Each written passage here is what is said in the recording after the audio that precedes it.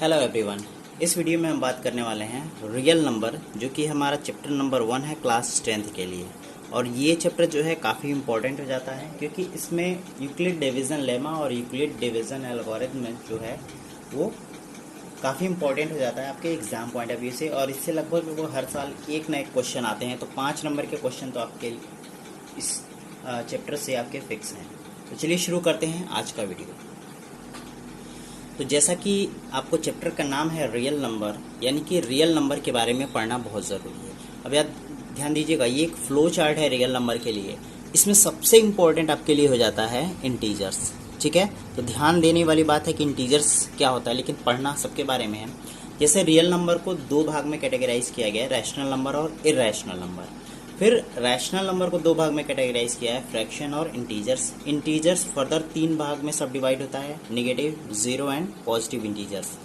अब जब पॉजिटिव और जीरो मिलते हैं तो ये बनते हैं होल नंबर, और इन पॉजिटिव नंबर्स को हम क्या कहते हैं, नेचुरल नंबर कहते हैं। तो हम इसका ठीक उल्टा पढ़ना शुरू करेंगे। हम यहाँ से चलेंगे, धीरे धीरे हमको रियल नंबर तक जाना है।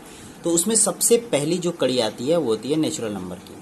अब ध्यान दीजिएगा, नेचुरल नंबर को हम सिंबल n से डिनोट करते हैं। और नेचुरल नंबर वो नंबर होते हैं set of numbers. Natural number कभी भी बात करेंगे तो हम सेट ऑफ नंबर्स की बात करेंगे that can be used for counting, यानी कि जो गिनने के लिए यूज होते हैं। जैसे 1, 2, 3, 4 अप टू जहाँ तक आप काउंट कर सको, वो सब क्या होंगे, नेचुरल नंबर के अंदर आएंगे।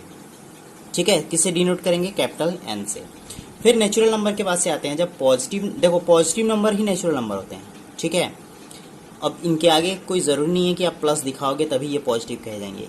ये अंडरस्टूड होता है कि यहाँ हर नंबर के आगे क्या होता है, प्लस छुपा होता है। ऐसे ही पॉजिटिव नंबर और जीरो को जब मिलाएंगे तो वो बनता है होल नंबर, और होल नंबर को हम W से दिखाते हैं। वो क्या हो जाएगा, zero plus set of natural number क्या हो जाएंगे, होल नंबर। ठीक है, यानी कि होल नंबर की बात करेंगे तो number started from 1 to infinitive, यानी कि 0, 1, 2, 3, 4, 5 ऐसे अप टू इन्फिनेटिव तक ये बढ़ते चले जाएंगे। ये हो गया हमारा होल नंबर। अब बात करते हैं निगेटिव नंबर की। अब देखो, ये जो नेचुरल नंबर है इसमें निगेटिव साइन के साथ लिख दो। जैसे -1, -2, -3, -4, -5 ऐसे आप आगे बढ़ते चले जाओगे तो ये एक सेट ऑफ नेचुरल नंबर को तो मिल रहा है, लेकिन नेगेटिव साइन के साथ मिल रहा है, इसलिए इसे कहेंगे नेगेटिव इंटीजर। और जीरो का मतलब जीरो होता है। अब ध्यान देंगे, इंटीजर्स को हम Z से डिनोट करते हैं या फिर I से डिनोट करते हैं, दोनों यूज़ किया जाता है। और इंटीजर्स जो होते हैं वो इन तीनों का कलेक्शन होता है, यानी कि 0, 1, 2, 3, 4, 5 डॉट डॉट डॉट, और जीरो से पहले -1, -2, -3, -4 डॉट डॉट डॉट। अब देखो, ज़ीरो आ गया, इसके आगे पॉजिटिव इंटीजर्स, इसके पहले निगेटिव इंटीजर्स, और ये सभी कलेक्शन जब हो रहा है तो उसको क्या कहते हैं, हम इंटीजर्स कहते हैं। अब इसी इंटीजर्स को हमने कैटेगराइज किया है ना, यानी कि निगेटिव इंटीजर्स को अगर आपको दिखाना होगा तो Z माइनस से दिखाओगे या फिर I माइनस से दिखाओगे, क्योंकि ये माइनस साइन कंटेंट करते हैं। फिर जीरो इंटीजर को Z0 से दिखाओगे या फिर I0 से दिखाओगे। ऐसे ही पॉजिटिव इंटीजर्स को आप Z प्लस से दिखाओ या फिर I प्लस से दिखाओ। सिर्फ ये साइन ही बता देगा कि हम किस इंटीजर्स की बात कर रहे हैं, पॉजिटिव, निगेटिव या फिर जीरो की। तो मैं यहाँ एक बार सबको मिटा देता हूँ ताकि जगह काफ़ी आपको दिखे।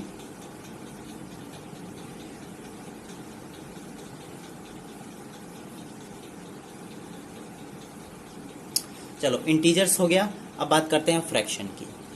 फ्रैक्शन मतलब होता है पार्ट, यानी कि भाग, यानी कि ऐसे नंबर्स जो किसी भी वस्तु का, ठीक है, या सब्सटेंस का पार्ट को शो करे। जैसे मान लो अगर कोई ऐसे टुकड़ा है, उसको 2 भाग में डिवाइड करो, तो मैथमेटिकल फॉर्म में इसको हम कैसे दिखाएंगे, इसको हम कहते हैं 1/2, इसको हाफ ही तो कहेंगे। तो 1/2 जो है यही हमारा फ्रैक्शन है, यानी कि ऐसा नंबर जिसमें न्यूमरेटर हो और डिनोमिनेटर हो, लेकिन डिनोमिनेटर 0 ना हो, वही क्या होता है, हमारा फ्रैक्शन होता है। ठीक है, अब देखो इंटीजर में भी जो हम नंबर ले रहे थे वो सबका अपान में 1 हो सकता था।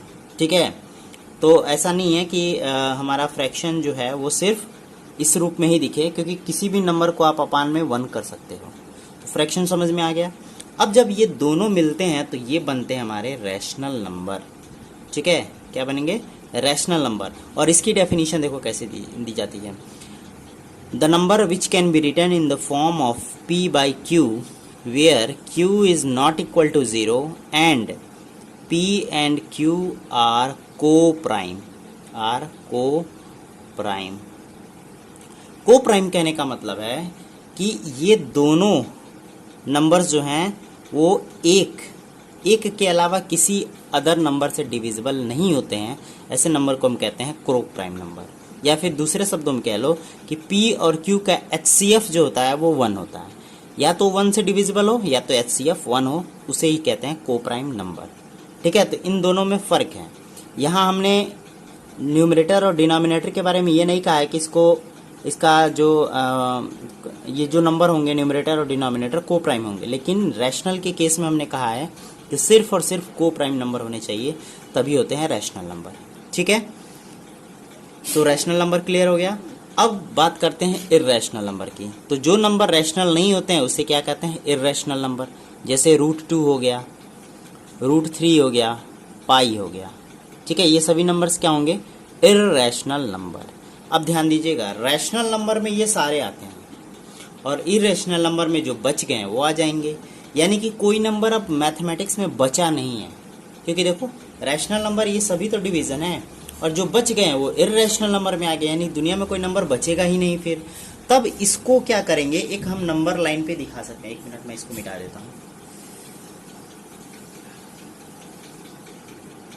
तब अगर इन सभी नंबर्स को अगर हम मान लो एक लाइन ले लें, जैसे 0 हो गया, 1 2 3 4, ऐसे आगे बढ़ते चला जाएगा। ऐसे -1 -2 -3 -4 -5, ऐसे ये आगे बढ़ते चला जाएगा।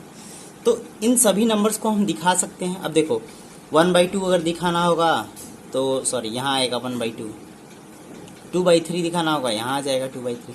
तो ऐसे ही नंबर्स आगे बढ़ते जाएंगे। √2 को दिखाना है, √2 की वैल्यू होती है 1.419 ऐसे करके। तो 1 से ज़्यादा 2 से कम यहीं कहीं लाई करेगा √2। तो आप देख रहे होंगे कि सभी नंबर्स को हम एक लाइन पे दिखा देते हैं।